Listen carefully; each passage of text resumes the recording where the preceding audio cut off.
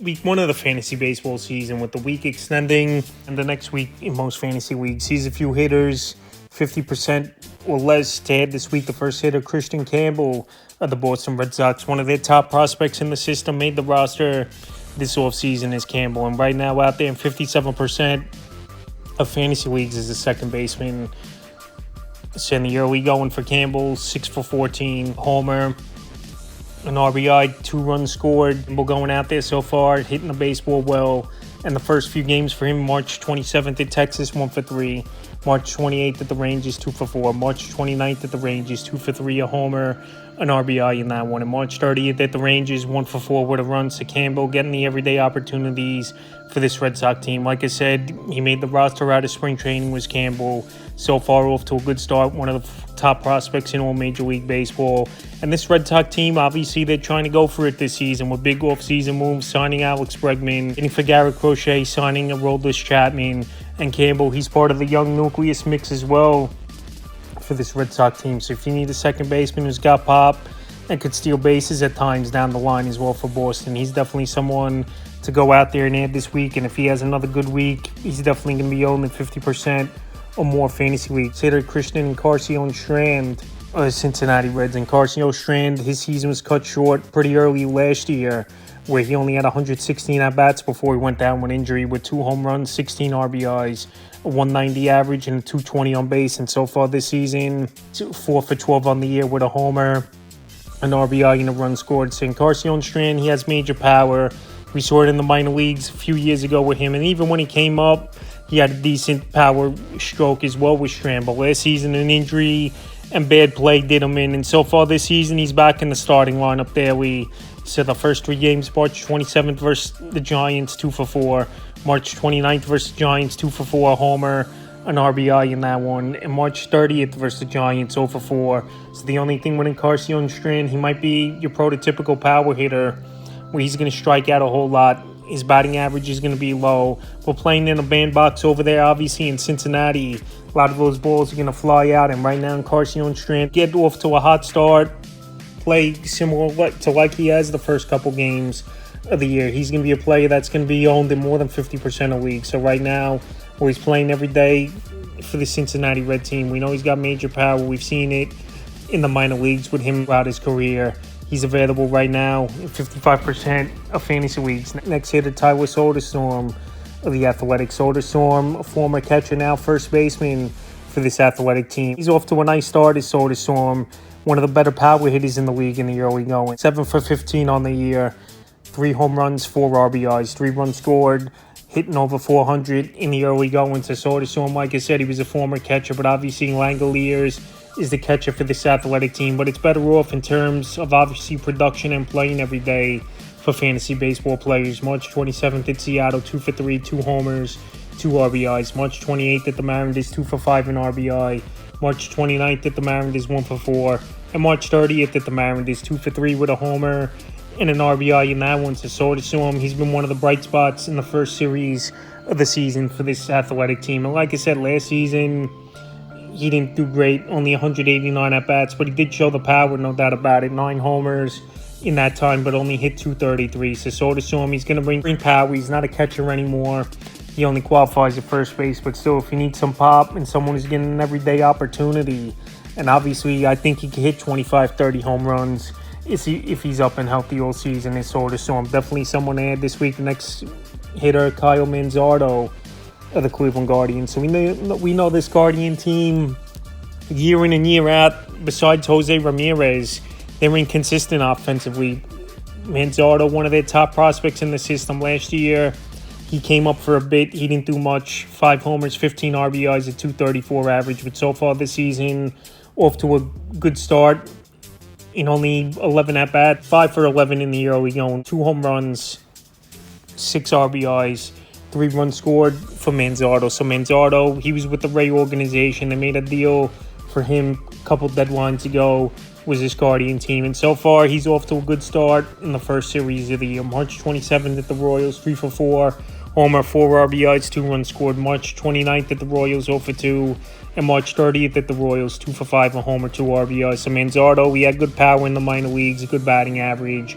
And now let's see if it translates to the major leagues. He's available in 70% of fantasy leagues, and I expect if he could get it going and put up similar numbers like he did in the minor leagues throughout his career, power's going to be there, good batting average, good on-base percentage, and a guy whose K rate shouldn't be that high as well, where he puts the ball in play in Mazardo. And like I said, this Guardian team, they're looking for any way to find extra offense, and Mazardo could definitely bring that for the Guardians. He's an ad this week. Next hitter is Spencer Torkelson of the Detroit Tigers. So there were rumblings in the offseason they might trade Torkelson. 2 years ago, he had over 30 home runs.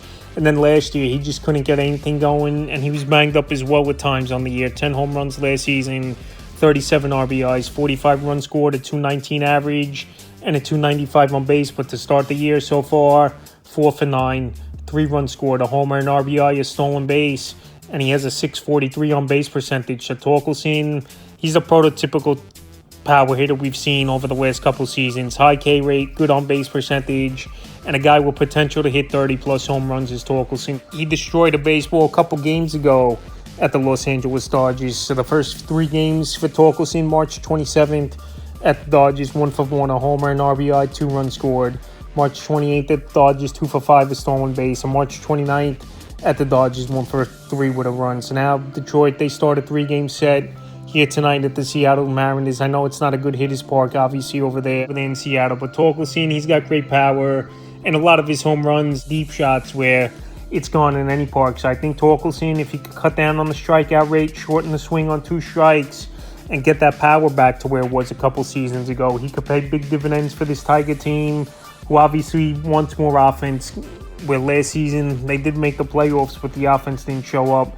And also for fantasy owners, where a couple seasons ago, one of the top prospects in Major League Baseball, he definitely lived up to the bill. But last season, like I said, it was a down year, and a lot of people forgot about him, and even the Tigers had him on the trade block as well. The next hitter, another top prospect, Victor Scott of the St. Louis Cardinals. So one of their top prospects in the system is Victor Scott. He won the opening day center field job. He's going to get every opportunity. And so far, he's off to a middle-of-the-pack type of start. 3 for 12 on the year, a home run, 3 RBIs, 2 runs scored, 2 stolen bases for Victor Scott. So Victor Scott, good defender, could steal bases, occasional power here and there. Last season, a little bit of time in the majors, 145 at-bats. He had 2 home runs, 10 RBIs, 5 stolen bases, but an awful 179 average and a 219 on base. Scott, if he could just get that batting average, let's say to 230, 240, and an on-base percentage to maybe 290, 300 range, he definitely could be someone that could go out there, steal a lot of bases for fantasy owners, show some pop at times and score runs. And that's what this Cardinal team needs. Some guy create some runs and have some more speed on the bases. And Victor Scott definitely could bring that. So like I said, if you want stolen bases throughout the year and someone who could score runs, I think Victor Scott could bring that to owners. And he's available in 70% of fantasy leagues. Next play is his teammate Lars Nootbaar of the St. Louis Cardinal. Nootbaar, he's off to a good start in the early going for the St. Louis Cardinal team. 4 for 10 on the year, home run, 4 RBIs, 3 runs scored on the season, hitting 500. Nootbaar, he's seen some flashes throughout his career. Nootbaar, where he's a good on-base guy. He's got some decent pop here and there where he can hit that 15, 20 home run range. And he could steal anywhere from 7, 15 stolen bases. So last year, played pretty much half a season in terms of at-bats. 12 home runs, 45 RBIs, 7 stolen bases, 39 runs scored, a 244 average, and a 342 on base for Lars Nootbaar. So Lars Nootbaar, I think he could take the next step this season. The St. Louis Cardinal team, obviously a lot of moving parts over the last season and change. Tommy Edman, they traded him away at the deadline. We saw he was a big pickup for the Los Angeles Dodgers. Also, Paul Goldschmidt, he left in free agency as well for this St. Louis Cardinal team. So right now, Lars Nootbaar is getting everyday opportunity. I think he's going to be good for the St. Louis Cardinal team. And he's out there, like I said, in 74% of fantasy leagues. Next hit is Keibert Ruiz of the Washington Nationals. So a former top prospect many seasons ago and a blue chipper in the Dodgers system, where he was in that Trey Turner, Max Scherzer deal a few years ago, was Keibert Ruiz. And so far this season, he's off to a hot start. 2 home runs, 3 RBIs, 4 runs scored, and he's 5 for 10 on the season is Keibert Ruiz. So this national team, they're trying to improve a little bit this season. We know they're still in a rebuilding mode as Washington, but they got some players that could go out there and get things done. I like James Wood, Dylan Cruz, two of their top prospects coming up late last season.